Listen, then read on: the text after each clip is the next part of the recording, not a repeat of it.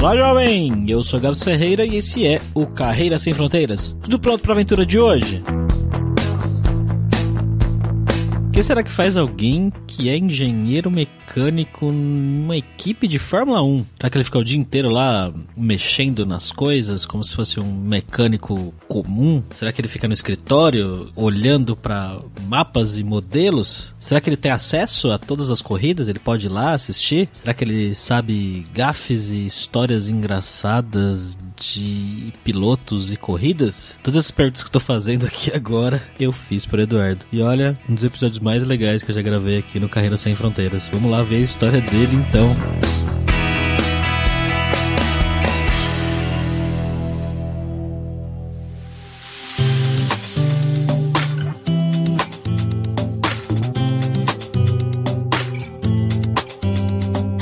E para nossa primeira vez em Oxford, na Inglaterra, estamos aqui com o meu amigo viajante poliglota Fabrício Carraro. Como é que você tá, Fabrício? E aí, Gabs, eu posso dizer hoje, acho que pela primeira vez, que hoje não, hoje sim, a gente vai falar com pessoas da Fórmula 1. A gente tá aqui pra bater o papo com o Eduardo. Como é que você tá, cara? Pô, tudo bom? Muito prazer estar aqui. Muito legal o trabalho de vocês e vamos lá.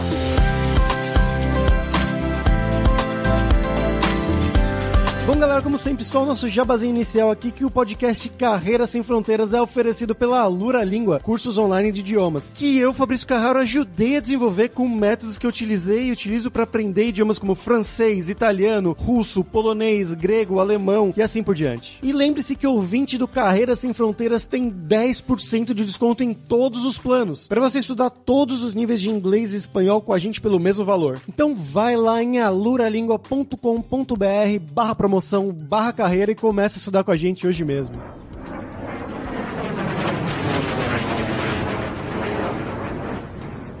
Bom, Eduardo, como sempre, né, a gente pede para os nossos convidados se apresentarem. Então, eu queria que você falasse um pouquinho sobre você, de onde que você é do Brasil, fala um pouco do seu background, né, o que você estudou, o que você fez e um pouco do seu passo a passo até chegar aí em Oxford. Foi um caminho até que foi bem planejado, na verdade, diferente da maioria das pessoas que acabam viajando de uma maneira meio que inesperada, né? Mas no meu caso foi bem planejado, mas eu vim de Niterói, nasci em Niterói, no Rio de Janeiro. Você percebe pelo nasci já direto, né?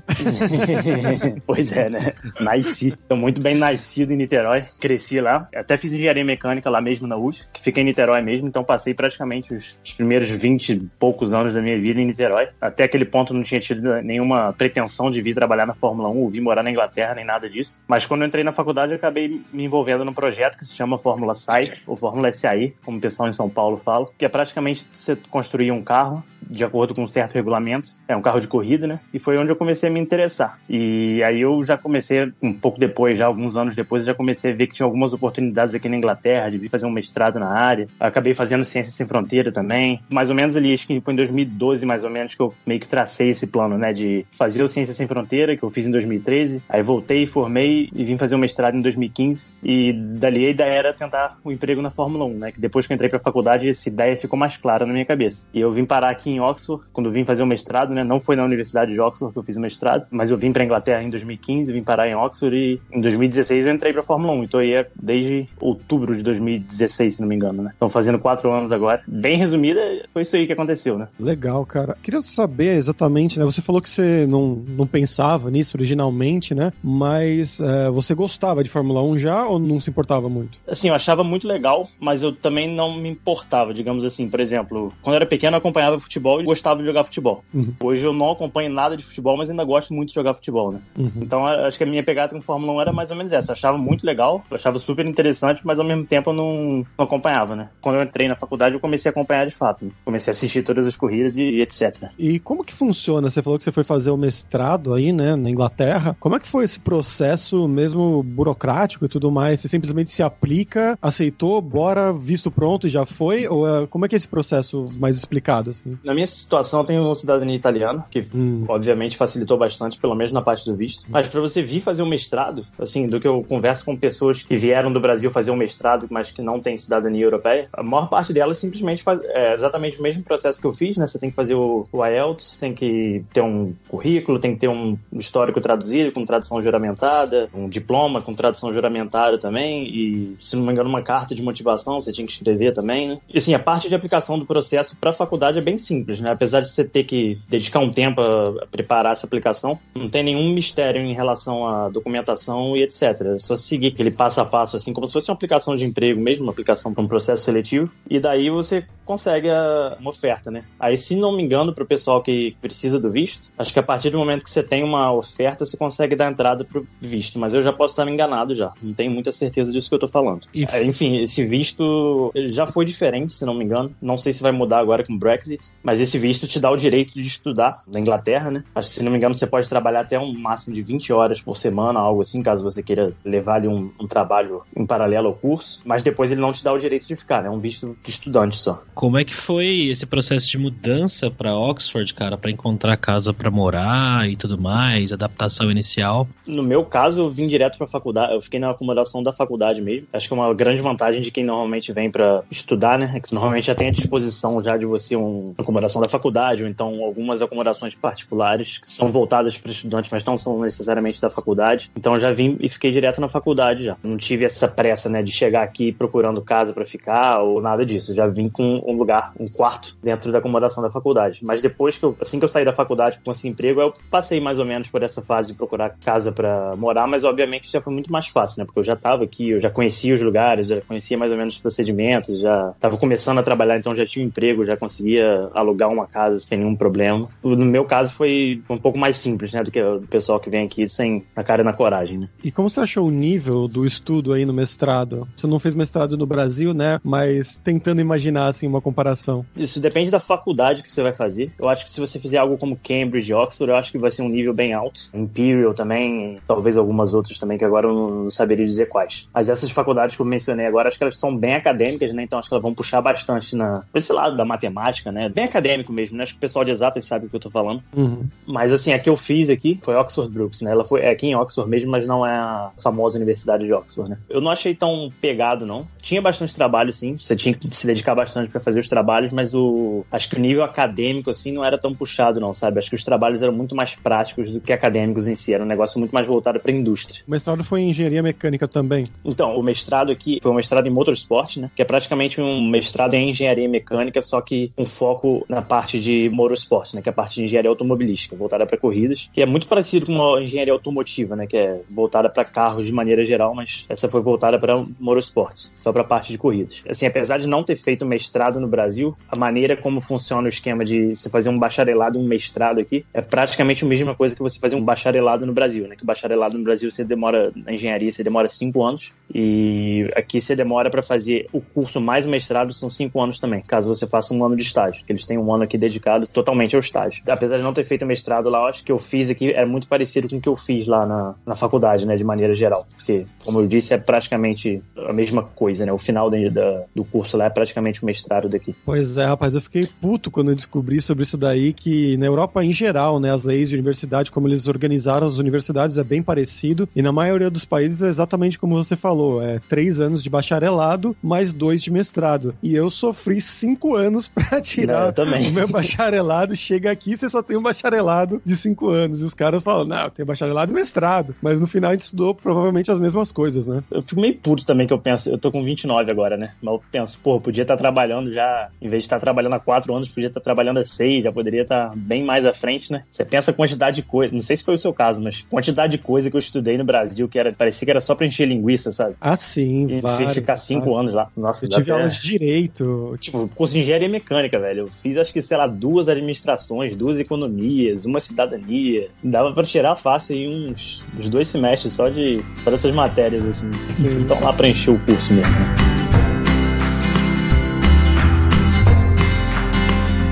Em que momento foi que você se envolveu com a Fórmula 1, cara? Eu vim pra cá com essa ideia, né? Não sei como é que o pessoal acha que é, né? Mas Fórmula 1 são empresas, né? Praticamente. Então o processo de aplicação para um emprego na Fórmula 1 é um processo de aplicação para qualquer emprego. Que é, você vai mandar o currículo, vai mandar a carta de motivação, vai fazer uma entrevista ou uma dinâmica de grupo, dependendo como for o processo, né? Da vaga que você tá aplicando. E foi assim, quando chegou no segundo semestre do mestrado, né? Que eu vim em setembro de 2015, né? Foi quando que o ano letivo no Hemisfério Norte, né? Começa em setembro. Assim que deu 2016, assim, lá fevereiro, março de 2016, eu comecei a aplicar para um monte de emprego. Demorou, cara. Eu fiquei aplicando. Eu tava sendo bem seletivo também, né? Eu tava aplicando só pra coisa que eu queria realmente fazer. A maioria era na Fórmula 1. E obviamente que é difícil de entrar. Só em junho ou julho, não lembro agora. Acho que foi julho. 4, 5 meses depois que eu finalmente consegui uma entrevista. Aí foi simplesmente fazer o processo de entrevista. Eu fiz algumas entrevistas, né, em equipes diferentes. Cheguei a fazer uma na Jaguar também, fora da Fórmula 1. Jaguar mesmo, né, de carros. Nada a ver com corrida, né? Mas aí chegou em setembro, me ofereceram a vaga. Foi ali que eu comecei realmente, né, a trabalhar na Fórmula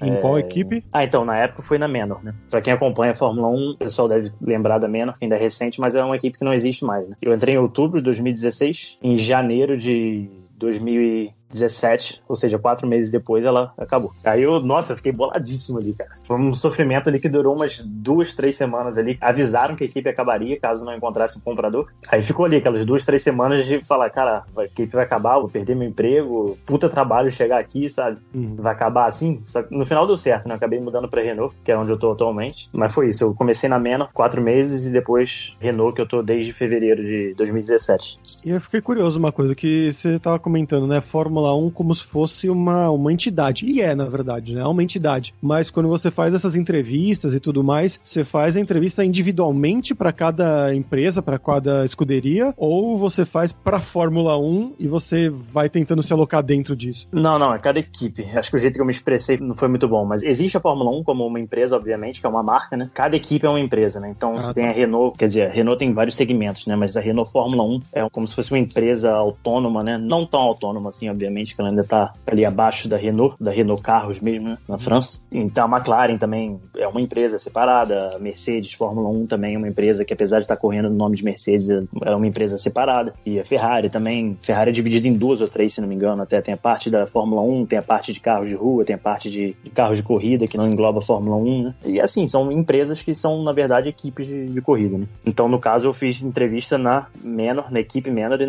depois na Renault, né? E como que é quando você começa a trabalhar num lugar desses, né? Acabou fresquinho, recém-formado, começa a entrar numa equipe, o que eles te dão pra fazer? Como é que é o início de carreira pra trabalhar, né, com engenharia aí? E você não falou o que você faz exatamente também. Né? Sim, é muito importante também. Eu sou engenheiro o título do meu job é Suspension Performance Engineer, que eu não saberia traduzir exatamente o que seria, mas seria como se fosse engenheiro de suspensão, né? Performance, eu não sei o que eu colocaria no lugar de performance, mas... O que eu faço é praticamente com dinâmica veicular que eu trabalho, então é bastante a parte de simulação, modelagem, essas coisas assim, só que voltada para a parte de suspensão. Então a gente cuida muito da parte de modelagem de suspensão, obviamente, como eu falei, e a gente faz muita coisa, tem muitos relatórios antes e depois de todas as corridas, tentando, por exemplo, o que a gente chama de pré-evento, né, pre-event document, seria um documento que a gente daria para o pessoal de corrida, né, para o pessoal que viaja para as corridas, para eles já terem já em mão todos os documentos que eles precisam para, quando chegarem lá no autódromo, eles terem para onde correr, né? Então, se eles quiserem fazer alguma mudança na suspensão, eles sabem exatamente o que aquilo vai causar no carro, onde que eles vão perder, onde que eles vão ganhar. Também, depois das corridas, a gente meio que faz o relatório inverso, né? O que funcionou, o que não funcionou. E a gente trabalha muito com carros, no desenvolvimento dos carros futuros também, né? O carro do ano que vem, o carro de 2022 também, a gente tá trabalhando em cima dele já desde agora. Por aí, mais ou menos. De maneira bem resumida, é isso que eu faço. Mas, obviamente, que existem uma infinidade de funções diferentes dentro da equipe, né? E você trabalha, eu não sei como é que tá a questão de pandemia agora e tal, mas o trabalho normal é num escritório, você tem que estar lá nos dias das corridas, viaja com a equipe, como é que funciona o dia a dia do trabalho? Na situação pré-pandemia, eu trabalhava normal todo dia no escritório, aí depois quando começou a pandemia, a gente começou a trabalhar de casa só, e agora acho que tem uns 3 ou 4 meses já mais ou menos, que a gente tá trabalhando 2 vezes por semana no escritório e 3 vezes por semana de casa. Eu acho que eventualmente vai voltar a ser o que era antes. E uma coisa que eu acho que todo mundo lá na equipe lá tá concordando, pelo menos, todo mundo que eu já conversei, uma coisa que a pandemia ensinou pra gente é que a gente não precisa estar lá todo dia, né, velho? Espero que sejam não só a Fórmula 1, mas que todas as empresas aí acabem considerando pro futuro. Fico imaginando, eu ia fazer essa pergunta também, porque uma coisa é quando a gente entrevista pessoas que trabalham com programação, né, que o pessoal trabalha no computador, cada um sozinho, e é isso mesmo. Em engenharia, geralmente, especialmente em engenharia automotiva, narrativa, a impressão que, sei lá, um leigo teria é que fica aqueles 5 engenheiros sentados em volta do papel, né? Não, eu vou fazer 0,5 milímetro pra cima a suspensão aqui,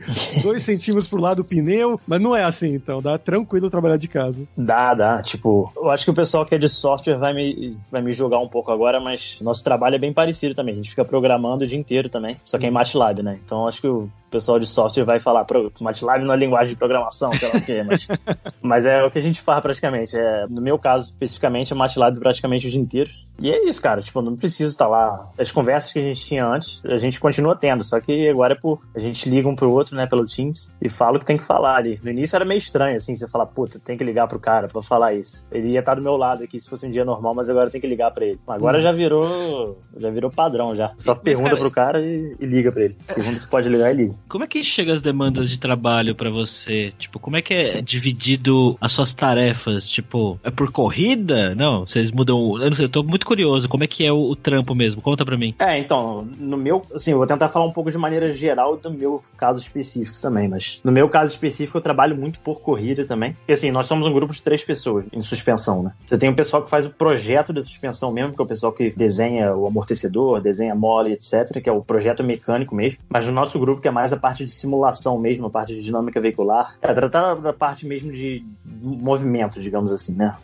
Dinâmica do carro. Nós somos 3 pessoas e no meu caso especificamente eu trabalho bastante com pre-event documents, né? Então toda corrida tem que estar fazendo um relatório antes, mandando pro pessoal de pista e tentando exprimir o máximo de informação possível ali das simulações das ferramentas de simulação que a gente tem, né? E tentando desenvolver coisas também para melhorar essas ferramentas, digamos assim. Então eu tenho essa parte que é muito corrida por corrida, mas eu também tenho algumas tarefas que são mais a longo prazo, né? Por exemplo, pro ano que vem a gente vai acabar revendo muitas das coisas que a gente está fazendo, vai desenvolver novos métodos e tal. Aí já entra umas tarefas demais que eu tenho que ir balanceando, né? As coisas que eu tenho que fazer agora, por exemplo, para amanhã ou para depois de amanhã, as coisas que eu tenho que fazer para daqui a 2, 3 semanas e as coisas que eu tenho que fazer para daqui a 3, 4 meses. Então, no meu caso, tem bastante esse balanço. Porém, tem uma galera que já trabalha mais simplesmente com o desenvolvimento dos carros futuros. Você pegar o pessoal de aerodinâmica, por exemplo, tem muita gente que está trabalhando no carro do ano que vem só e no carro de 2022 também. Eles têm umas tarefas mais a longo prazo, né? Depende muito da área que você trabalha também. E você pode mudar muito o carro de uma corrida para outra. Você fala, puta, essa daqui tem mais subida, ou essa daqui tem mais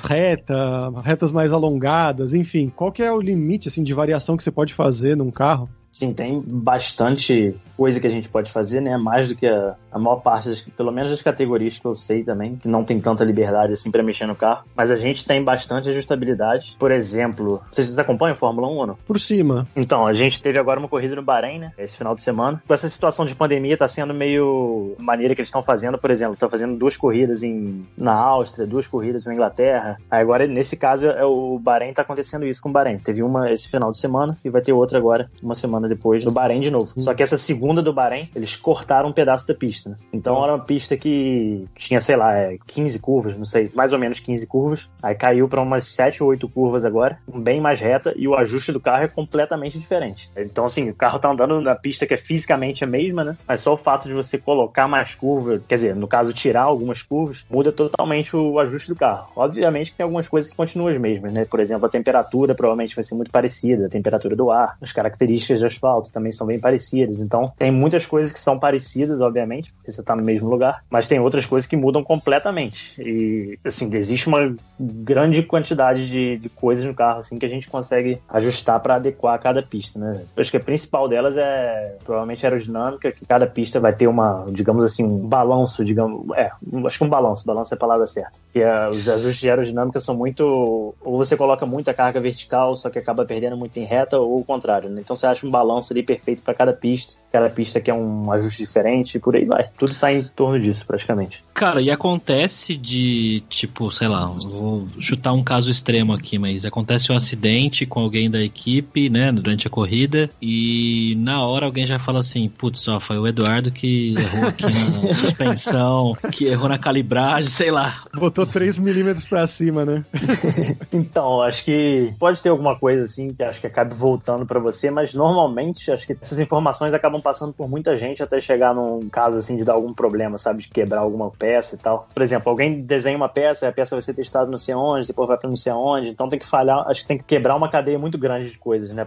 É difícil você responsabilizar uma pessoa só, né? Existem casos, quantas assim, que pessoas? às vezes, assim, velho. Na Renault são 700 pessoas na parte de chassi e acho que na parte de motor, acho que são umas 300 pessoas, não sei te dizer agora. A parte de motor é na França, né? Ela fica lá em Paris e a parte de chassi aqui na Inglaterra. Mas são 700 pessoas aqui, mais ou menos. Tem umas 300 lá. Acho que você, ouvinte, não imaginava que precisava de tanta gente pra colocar um carro pra correr. Pois é. Mas assim, se você pensar bem, tem o pessoal de RH, tem o pessoal de marketing. Então, assim, não é todo mundo que tá trabalhando diretamente no carro, né? Tem pessoal que tem que fabricar o carro também, então... Curiosidade que bateu aqui agora, você tem acesso a todas as corridas, se você quiser, né? Você pode ir lá assistir, ou não? Não posso não. De casa eu consigo ter acesso a muita coisa que tá acontecendo na corrida, muito mais do que é mostrado na televisão, mas ter acesso físico à corrida que é bem restrito, sabe? Você tem um número máximo de pessoas que você pode levar e a Fórmula 1 controla bastante isso. Então só o pessoal de pista mesmo que vai pra corrida. A não ser que seja necessário levar uma pessoa específica extra. Mas você gosta do esporte em si, cara, hoje em dia? Tipo, você acompanha bastante tudo, não só profissionalmente falando, eu digo, você torce pra alguém? Eu torço pra gente, mas mas assim... Boa resposta. Assim, eu comecei a acompanhar de fato, lendo lá em 2010, assim, desde lá eu acompanho, realmente. Eu não assisti todas as corridas, mas assisti quase todas as corridas. Mas assim, eu nunca tive um piloto favorito, nem nada disso. Eu torcia muito pro Massa quando ele tava correndo, mas assim, ele de 2010 pra cá, ele nunca chegou muito perto de ganhar. Chegou a fazer um pódio, um outro, fez uma pole também. E era pra quem eu torcia mesmo. Qualquer pessoa que ele tivesse disputando posição contra, eu torcia pra ele, mas como ele não chegou perto de ganhar, não teve aquele sentimento, né, de estar torcendo pra alguém que tá ganhando e tal. Não tocou a musiquinha. Não tocou a musiquinha, porra. Mas agora eu torço pra gente, praticamente, né?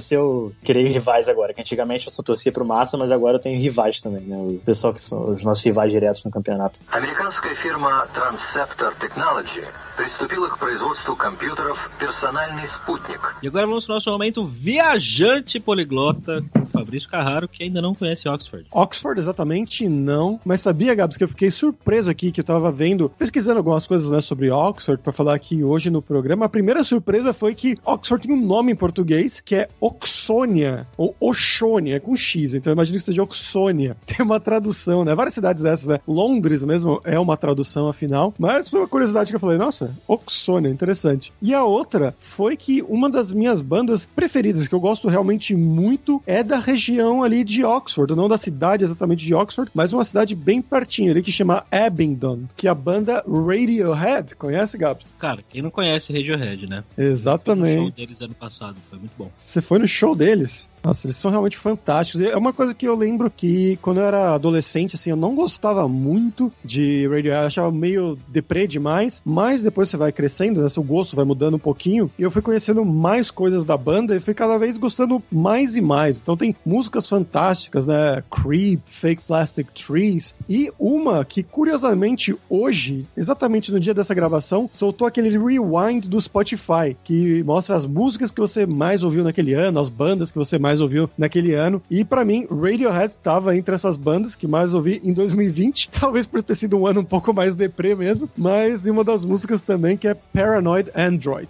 Então vai ficar essa a recomendação de hoje. Esse álbum é incrível, Ok Computer, ouvinte, vá ouvir depois desse podcast. Com certeza. E agora perguntar pro Eduardo, né, o que você gosta de fazer, o que tem pra fazer aí em Oxford? A cidade agora é o epicentro das vacinas, né? Pois é, a gente tá liderando aí, essa cidadezinha de interior aqui tá liderando aí as pesquisas, né? Oxford, acho que se você tá vindo turistar, assim, 1-2 dias no máximo já são suficientes. Apesar de eu gostar bastante daqui, assim, eu reconheço que se você tá querendo fazer coisas novas todo dia, acho que aqui não é o lugar, né? Porque, obviamente, é uma cidade muito pequena. Então, se você tá vindo turistar, acho que tem os parques aqui, tem os colleges também, que você pode pagar eu não lembro quanto que é agora, mas pra você entrar num college de Oxford, né? Pra você passear lá dentro, você vai pagar algo ali em torno de 4, 5 libras, se não me engano. Aí você pode visitar os colleges, você pode... Os parques são, obviamente, de graça, só você entrar nos parques e passear. O Tamisa passa aqui, inclusive, o rio Tamisa que dá lá em Londres, né? Ele passa aqui em Oxford. Dá pra fazer uma caminhada ao longo do Tamisa, também é bem agradável. Tem alguns museus também. Mas, assim, no meu dia a dia aqui, o que eu gosto de fazer aqui, cara? Esse ano não deu pra fazer muita coisa, né? Mas eu gosto bastante de sair pra correr, que, assim, como é uma cidade pequena, eu rapidamente estou ali no centro da cidade, que é um lugar bem agradável de correr. Você vê bastante gente, com uma cidade bem movimentada. O pessoal vai muito a pub aqui também. Não sei como é que é em Londres, mas aqui em Oxford é praticamente a maneira do pessoal se encontrar, né? O pessoal vai pra um pub, toma uma cerveja, depois vai pra outro pub, toma outra cerveja e é o que tem pra fazer aqui, né? Praticamente. Pro pessoal que mora aqui, né? Muita gente que anda de bicicleta também, né? Esse pessoal que gosta de andar de bicicleta em estrada mesmo, né? Essas bicicletas mais feitas pra corrida, digamos assim. Então, em termos de esporte, que eu vejo muito pessoal fazendo é isso, é correr também, é andar de bicicleta. É uma cidade muito boa pra bicicleta, inclusive. O pessoal se locomove muito de bicicleta aqui, é bem tipo Amsterdã mesmo, que é uma cidade pequena, então é bem fácil fazer isso. Mais ou menos isso aí que é a vida em Oxford. Esse clima feio também, que é clima típico daqui, né? É verdade o negócio que chove direto mesmo? É, assim, eu sou meio contra esse estereótipo que colocaram aqui, né? Mas, assim, eu tenho uma explicação, que eu acho que é o seguinte, se você comparar, pelo menos pro Rio, eu nunca vi os dados pra São Paulo, mas no Rio, acho que você tem em média 97 dias de chuva por ano. E se você pegar Londres, são 104. Então você pensar, pô, tem nem 10 dias a mais de dias de chuva em Londres do que no Rio, né? Só que a questão é que mesmo que não chova tão frequentemente, o tempo tá sempre feio. Então, assim, por mais que não esteja chovendo, você vai olhar pra fora e vai falar, vai chover. Às vezes não vai, mas você acha que vai chover. Leva jaqueta, né? Sua mãe diria. É, exatamente. Não, acho que pelo menos também quando chove não estraga nada, né? Aquela chuvinha, normalmente aquela chuvinha fraquinha, e às vezes dá até pra sair sem guarda-chuva.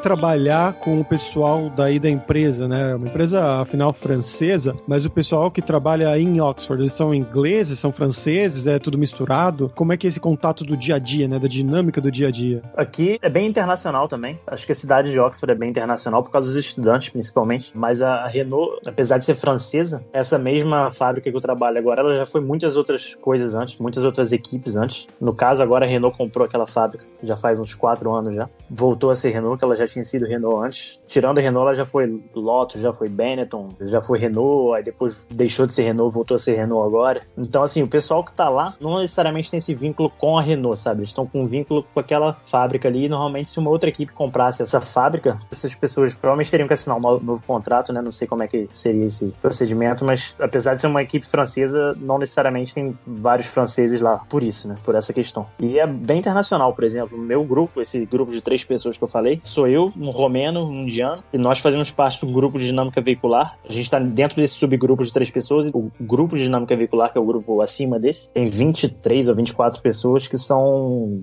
15 nacionalidades diferentes, se não me engano. Eu não lembro a última vez que eu contei, mas é mais ou menos essa a ordem de grandeza aí de nacionalidades diferentes dentro do nosso grupo, né? Tem holandês, grego, malaio, francês, tem gente de Barcelona, inclusive, nem lembro, coreano, por aí, né? Canadense, mais ou menos essa pegada, nego do mundo inteiro. E é isso, todo mundo ali nessa mistura de culturas aí, todo mundo trabalhando junto. E a questão das amizades, cara, você tá aí faz um tempo já, né? Já faz alguns anos, você fez amizade com bastante gente aí, seus amigos são mais brasileiros mesmo, que eu imagino que deve ter uma galera do Brasil aí, ou não? Misturou, fez amizade com o inglês, com a galera de fora também? Como é que é as suas relações pessoais? Quando eu vim pro mestrado, né? No mestrado tinha mais um brasileiro, que eu já conhecia, inclusive, a gente veio junto, entre aspas, né? Então eu já tinha esse amigo brasileiro, só que agora ele se mudou pra Alemanha, então é óbvio que é meu amigo ainda, mas não é uma pessoa que tá mais aqui comigo. E no mestrado eu fiz amizades com gente de várias nacionalidades diferentes, que são praticamente uma boa parte dos amigos que eu tenho até hoje aqui. Fiz amizade com alguns portugueses, né? Mas só um deles tá aqui ainda. Então, apesar de não ser brasileiro, é próximo, né? Quem tem amigo português sabe que é muito parecido, né? Que só de você falar a mesma língua já é algo muito que aproxima muito, né? Mas o resto dos amigos, cara, tem bastante amigos ingleses, inclusive, que eu fiz aqui nessa época do mestrado. Mas, assim, não é tão igual no Brasil, né? Que o pessoal se aproxima tão fácil. Eu me aproximei mais desse pessoal durante a faculdade, obviamente foi durante o mestrado, mas foi por causa desse projeto que eu falei, esse projeto do Fórmula SAI, ou Fórmula Students, que quando eu fiz aqui, a gente trabalhava muito tempo junto e acabou que a gente criou amizade ali dentro, sabe? Porque a gente tava muito tempo junto e a gente acabava fazendo as coisas junto, às vezes saía da faculdade ia tomar uma cerveja, eles chamavam pra eu tomar uma cerveja. Esse pessoal meio que virou meu amigo, inclusive um deles trabalha na Renault lá agora e eu dividi a casa com ele também um tempo atrás. E depois, quando eu entrei na Renault também, eu acabei criando algumas amizades lá dentro, porque, como eu falei, né, tem esse clima muito... Meu grupo é muito internacional, então todo mundo ali tá meio que nessa vibe, né, de, tipo, tô vindo aqui pra esse país novo, não conheço muita gente, então tô aberto aqui a fazer amizade com o pessoal que já tá, que tá chegando aqui agora também, que vem de outros países e tal. Um negócio que o pessoal fala muito, né, aqui nos outros episódios que eu ouvi aqui, é que é difícil normalmente você fazer amizade com os locais, né, porque eles já conhecem gente desde colégio, de faculdade, então eles já têm meio que fechado o grupo de amigos deles. Aqui, como tem esse ambiente bem internacional, acho que facilitou bastante. E quando eu criei esses laços lá dentro da faculdade também, acho que foi uma coisa que me aproximou bastante, mesmo dos locais, né. Então, assim, brasileiro, pra ser sincero aqui, eu sei que existem bastante brasileiros em Oxford, mas assim, nunca cruzei caminho com nenhum deles, sabe? Então, meus amigos são praticamente todos ou locais mesmo, ou pessoas que estão na mesma situação que eu. Bom, agora vamos falar sobre dinheiro, cara. Queria que você contasse um pouco como que é a relação do custo de vida para viver aí em Oxford. Eu imagino que seja mais barato que Londres, mas eu imagino que deva ser parecido. É barato ir no mercado aí, sair para beber e comer? Conta mais pra gente. É mais barato que Londres, você tá certo nisso. Eu acho que o aluguel aqui é uma das coisas mais difíceis que mais são comparáveis a Londres, digamos assim. Por exemplo, aqui a gente mora numa casa que tem... É como se fosse um quarto só, mas a gente tem um segundo quarto bem pequenininho. Então, funcionalmente, é como se fosse uma casa de um quarto só, mas com esse quarto extra. E a gente tá pagando em torno de... Com as contas, em torno de 1.400 libras aqui, eu e minha esposa, né? É bem perto do centro, então a gente tem essa facilidade. Se fosse no centro de Londres, obviamente seria muito mais caro que isso, pra você alugar um apartamentozinho desse tamanho. Eu ainda acho que é um pouco caro comparado ao resto do país, né? Se você for pro norte, você conseguiria alugar essa mesma casa aqui, em vez de pagar 1.400 contando com as contas, você ia pagar 800, 900. Fosse lá em Manchester, em Liverpool, essas coisas. Mas o resto eu acho que você consegue achar coisas baratas, assim. No centro de Oxford, você normalmente vai pagar bem caro nas coisas. Você vai achar, por exemplo, você toma uma cerveja em algum pub que é bem popular, né? Você vai acabar pagando o mesmo preço que você pagaria em Londres e por aí. Mas você, ao mesmo tempo você consegue achar uns pubs mais locais, mais afastados do centro, que você vai pagar bem mais barato. Então você vai conseguir pagar ali R$2,50 numa cerveja, enquanto no centro você pagaria R$5,50 ou algo desse tipo, assim. Mas sim, é uma cidade cara, não tão cara quanto Londres. Dependendo do seu trabalho, assim, no meu caso também, o meu trabalho, felizmente, me paga bem o suficiente para ter uma vida confortável aqui, sobra dinheiro, eu consigo investir, etc, né? Eu ainda tô chocado com os 5,50 da cerveja. Pô, você já tomou cerveja em Londres? Já, cara. Então, pô. A não ser que você tenha ido no mercado comprar cerveja, mas... Não, é isso aí mesmo. Eu tava pensando aqui, eu fiquei curioso com uma coisa, que eu não sei se você vai ter pra falar, ou se você tiver, você vai poder falar também, mas vocês ficam sabendo de histórias de bastidores, assim, das corridas, de pilotos, que o piloto ficou bravo, chutou o carro, ou que, sei lá, foi correr a corrida de ressaca, esse tipo de coisa? Assim, não. Tem algumas, mas mais acho que com o pessoal da equipe mesmo, sabe? Não com os pilotos especificamente. Acho que eles ficam no hotel deles, eles fazem o rolê deles é diferente, né, do nosso. Então a gente acaba não sabendo muito. Uma coisa que a gente consegue ver, obviamente, é o que tá acontecendo ali na pista mesmo, né? Por exemplo, numa reunião a gente consegue ouvir, eu consigo ouvir todas as reuniões e tal. Apesar de eles estarem na pista, né? Eles fazem a reunião pelo rádio. Então todo mundo no seu próprio rádio ali, eles fazem a reunião se comunicando através do rádio. Então isso é transmitido pra gente também. A gente consegue ver de vez em quando os pilotos dão uma zoada em alguém, umas coisas assim. Eu nunca vi nenhuma história de bastidor que fosse comprometedora pra ninguém, não. Deve ter, mas eu não sei nenhuma delas, não.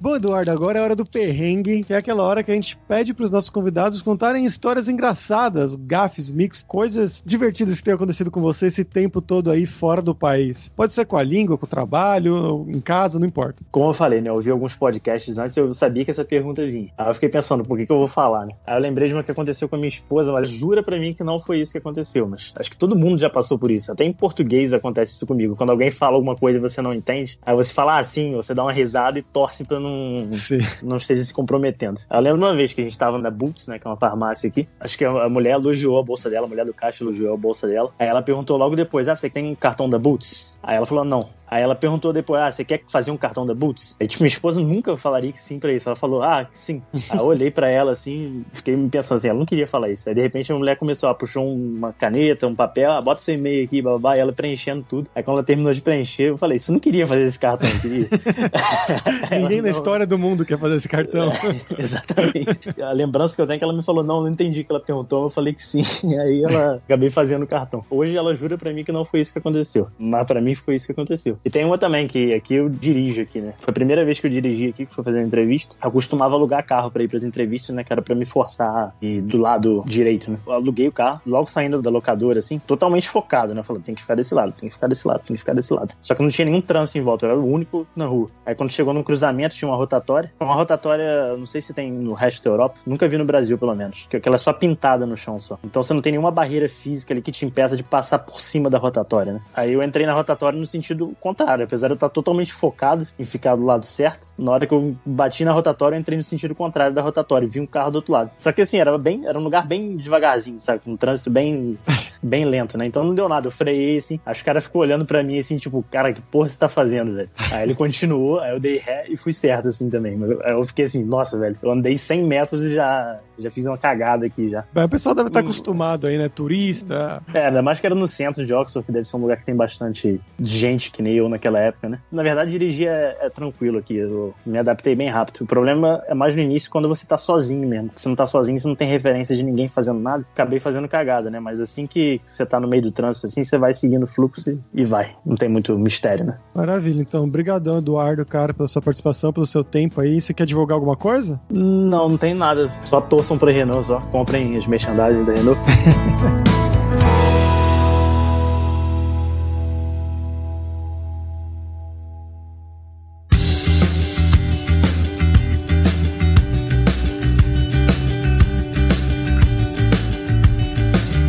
Pessoal, por hoje é isso. Thank you very much pela sua audiência. E se você gosta do Carreira Sem Fronteiras, recomende para 5 amigos, para nossa comunidade crescer sempre cada vez mais. E entre no nosso grupo do Facebook, o Carreira Sem Fronteiras, para você ter mais dicas sobre empregos, mercado de trabalho no exterior, tecnologia e também sobre a língua inglesa ou algum outro idioma. E não deixe de conhecer a Alura Língua para você reforçar o seu inglês e o seu espanhol e dar aquela força, tanto no seu currículo quanto na sua vida profissional, principalmente se você quiser fazer um mestrado lá na cidade de Oxford, como foi o caso do Eduardo, ou trabalhar na Fórmula 1 como ele faz. E só lembrando que o ouvinte do Carreira Sem Fronteiras tem 10% de desconto em todos os planos. Então vai lá em aluralingua.com.br/promoção/carreira e comece a estudar com a gente hoje mesmo. Além também, é claro, da alura.com.br, que tem mais de 1.200 cursos de tecnologia, tanto nas áreas de programação, marketing, design, business, soft skills, curso de como você criar o seu currículo em inglês ou espanhol para mandar pro exterior. Então com certeza vai ter o curso para você. Então pessoal, até a próxima quarta-feira com uma nova aventura em um novo país.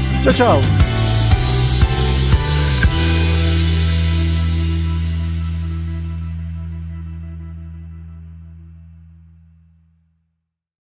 Este podcast foi editado por Radiofobia, podcast e multimídia.